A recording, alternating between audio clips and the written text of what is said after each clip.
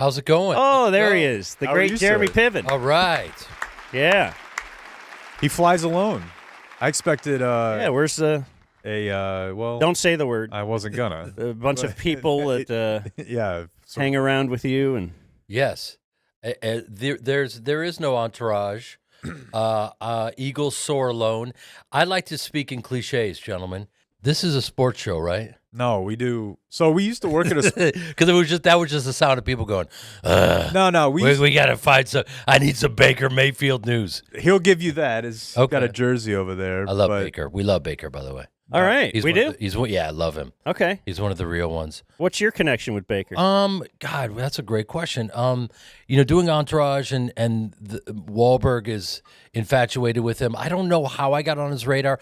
I was somehow in Cleveland doing shows. I'm touring, doing stand up tomorrow night at the Arlington Improv, Friday and Saturday night. That's why I'm here. Mm-hmm. And I was in Cleveland and just connected with Baker when he was playing for them. And he's one of these guys who came out to the show. He shows up. He's not one of these guys that says, I'll be there and doesn't. He shows up.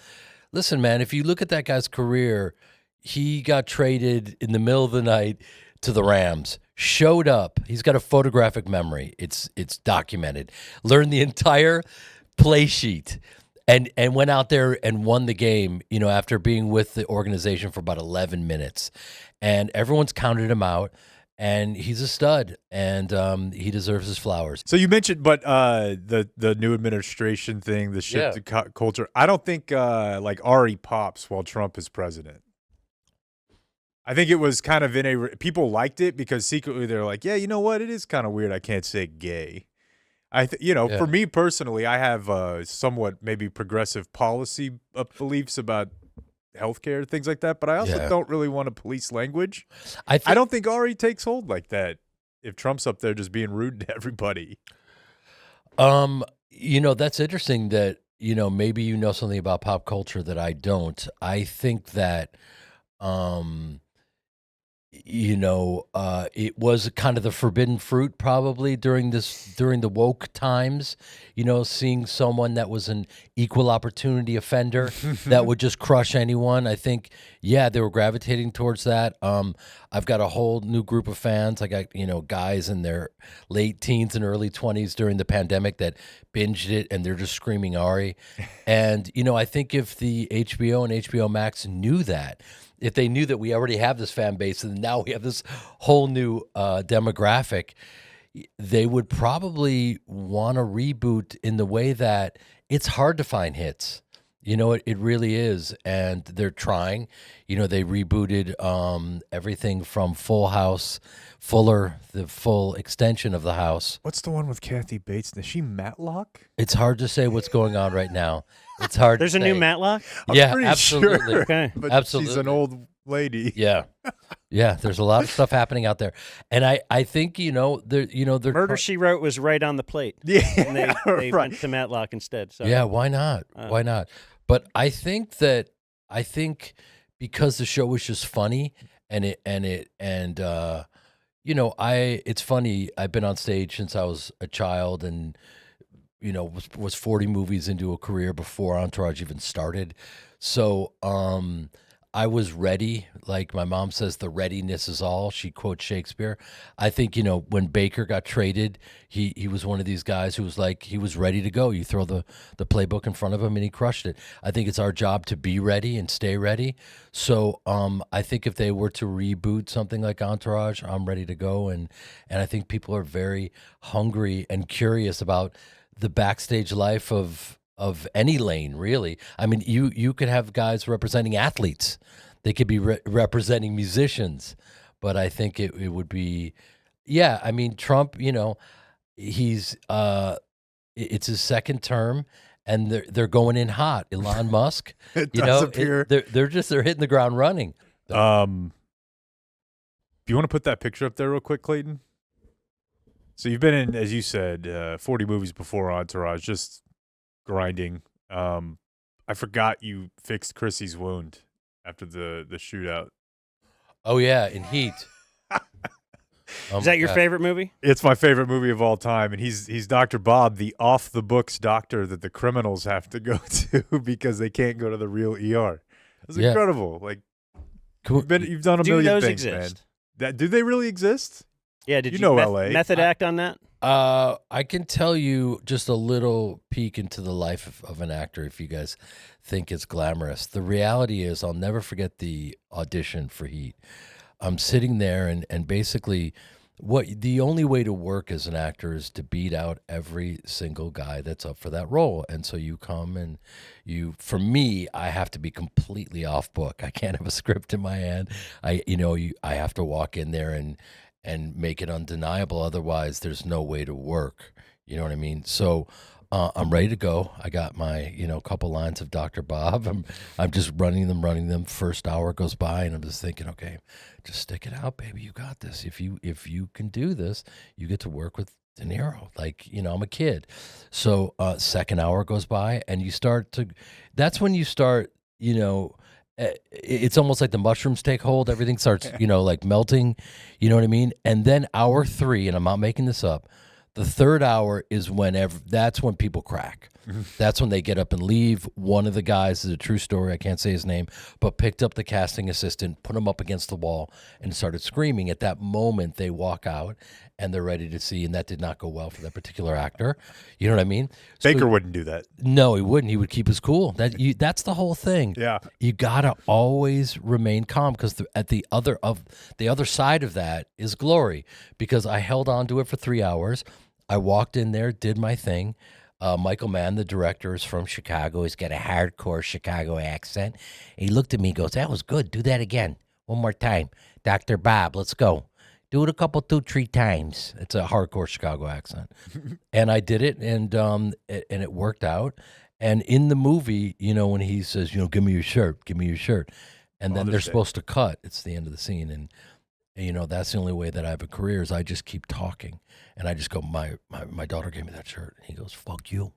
It's wow. I'm getting chills. Fuck you. I'm getting chills. That's how De Niro improvises. Fuck you. So you threw a little I threw everything improv in there, and bro, I've been waiting my entire life for that moment. So you have to understand, I started Second City with Chris Farley in the 90s.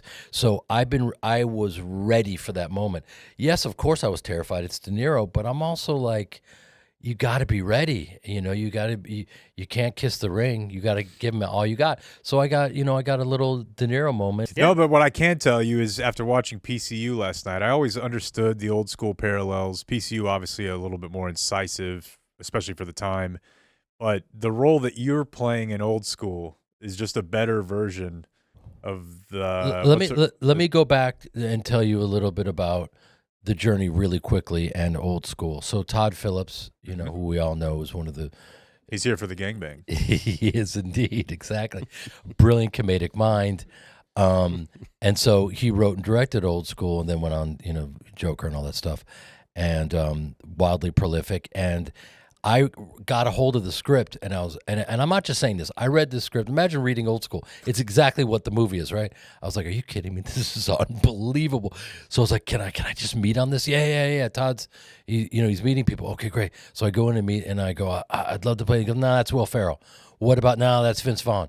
What about that's okay? What do you got left? They go, "Well, the only thing we got left is the Dean, and he's a nerd, and the guy they locked him in a dumpster." You can't play that role. It's the only thing we got left. And I go, "Why can't I play it?" And he goes, "Look at you. You look like you're like Vince's best friend." I remember he looked at me, he goes, he said to me for some reason, "You're built like a gymnast." I was like, "Thank you." Mm-hmm. Okay, I'm built like a gymnast. I never even thought of that. Thank you. I go, "Well, would you allow me to audition?" He goes, "Sure." I went out, found the worst sweater vest you could find, found these glasses that are not unlike these. Right? Did a fucking comb over, wore the sweater vest, and got in there and did the audition for him. And I got the role. And, it's one of those things where, that's the great thing about acting. You know what I mean? It's like we went through, we're coming through a very strange time in culture, as we all know, where like, if you weren't you had to be trans to play trans. You know what I mean? It's like, guys, we went to acting school, but this is what we do. This is what we do. Just give me a shot. Just give me, I just want an opportunity to win. You know what I mean? So we've come through that, and this is one of those cases where he looked at me. He goes, "No, you can't play the nerdy dean." Well, yes, I can. That's what I do. So I loved it. Old School was an incredible experience. It was the only role left. You know what I mean? And I had an absolute blast. Vince is an absolute stud. Will Ferrell, from all of his years on SNL, you cannot make this guy break, no matter what. And and he was incredible. And that movie stands the test of time. Just doing a benefit with him for the firefighters, which I got a ton of material for. I'll be doing this weekend. It was so fun to okay, let me write some stuff for them. And you know how people are just like, I want a first responder to look like me. I'm like, I don't want a first responder. I want a fucking Irish 30-year-old alcoholic vet who's going to get fucking hammered and wake up naked on a stove to put me over his shoulder. I don't want a fucking Jewish actor from Chicago with a bad You don't back. need representation. No, we don't need that. I need gender fluid on the fluids. No, just stop with the fucking fluids. I don't know how we got on this. Hang out. We'll take some pictures, smoke some cigars. I just want one guy from this room to come, and I'll tell you why. Like right now? Yeah. You got to work me up. I was going to say, I can't just... That was very awkward. I mean, if you you're Jeremy Piven. I can get there. It's just not. No, make it to the show so that you can say, "Yeah, I saw Piven. He was viciously mediocre," or "Holy fuck," you know what I mean? Like, you have my word. Let's just someone come because it'll be me. Just I'm finish. gonna come. Someone finish in my face. Okay, we're going to come all over Jeremy Piven in Arlington. Yeah. Heck yeah. Let's at the, go. Arlington Improv. Yeah. And what he means by that is empty your bag. No, hold on. Wait. Right, your sack. Yeah. I'll buy you a drink. All over Jeremy Piven. Well, thanks for joining us, man. Thank you for having me. That's the great Jeremy Piven. Thank you, guys. No!